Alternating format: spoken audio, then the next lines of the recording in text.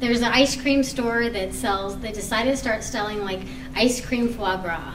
And the first thing that everybody started doing was like protesting them and complaining. And of course then they're like, oh, now we're definitely putting it on our menu. We only were thinking about it. And that's not the way to go about a campaign in my view. You know, you dialogue and you talk to the people. So it depends on the build up to the campaign. Again, it depends on if your group felt like fur was the #1 thing you guys were going to focus on. I think depending on how big your group is, I know with my new grassroots group that we have, not Food Empowerment Project, but the grassroots group, I'm not sure how many, I think we can only take on one campaign.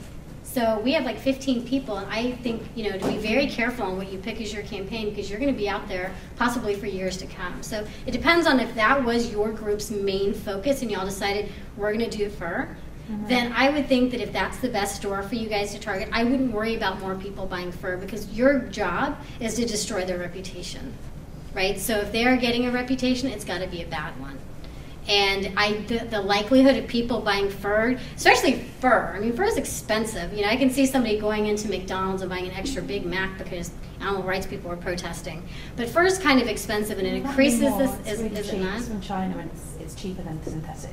At least by the worldwide in Spain. It's, right. It's very cheap. I mean, I would think that that likelihood of that is not very high, and obviously some of the outreach is on the people.